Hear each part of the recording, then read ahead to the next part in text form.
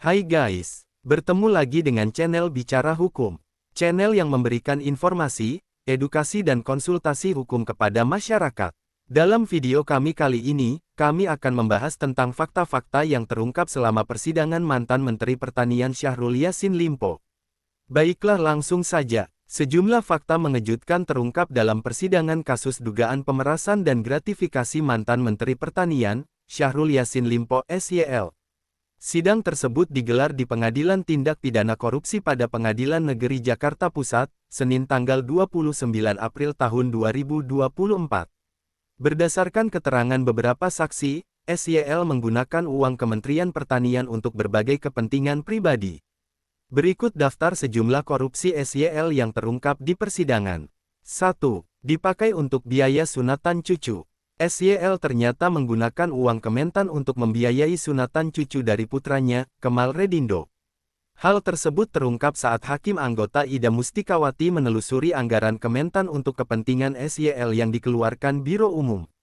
Kepala Bagian Rumah Tangga Biro Umum dan Pengadaan Kementan, Abdul Hafid, yang dihadirkan sebagai saksi mengaku uang di kementeriannya digunakan untuk biaya sunatan cucu SYL. Sunatan siapa? Tanya Ida dikutip dari Kompas.com, Selasa tanggal 30 April tahun 2024. Anaknya Kemal Redindo, yang mulia, ujar Hafid. Ida sempat bertanya kepada Hafid perihal usia cucu SYL yang sunatannya dibiayai menggunakan dana Kementan. Namun, Hafid mengaku lupa berapa umur cucu SYL, termasuk besaran anggaran yang dikeluarkan untuk sunatan. Hafid hanya menyampaikan, biaya untuk sunatan cucu SYL tidak mencapai ratusan juta. 2. Makan dan kebutuhan rumah dinas 3 juta rupiah sehari.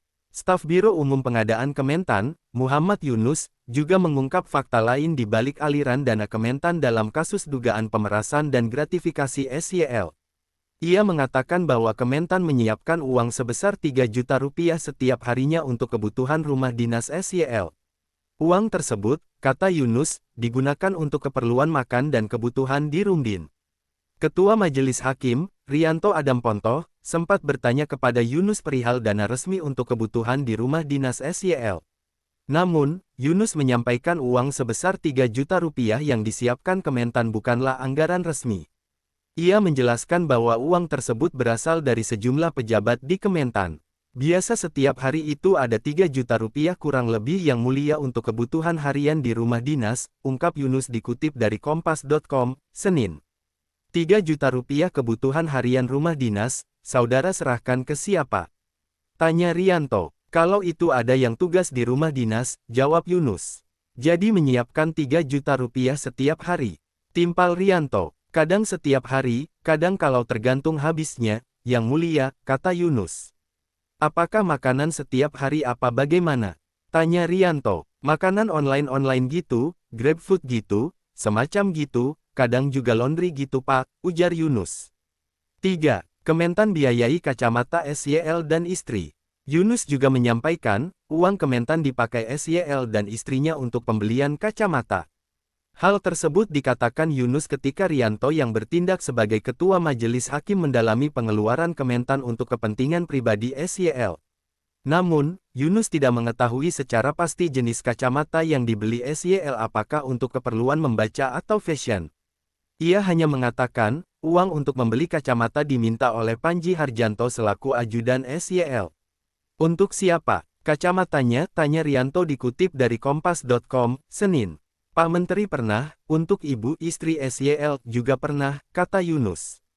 Yunus menegaskan, sebenarnya Kementan tidak menyiapkan dana untuk pembelian kacamata bagi SYL dan istrinya. Uang tersebut kemudian disiapkan oleh Biro Umum, meski Yunus tidak mengungkap berapa anggaran yang dipakai untuk membeli kacamata untuk SYL dan istrinya. Demikian guys pembahasan kami kali ini.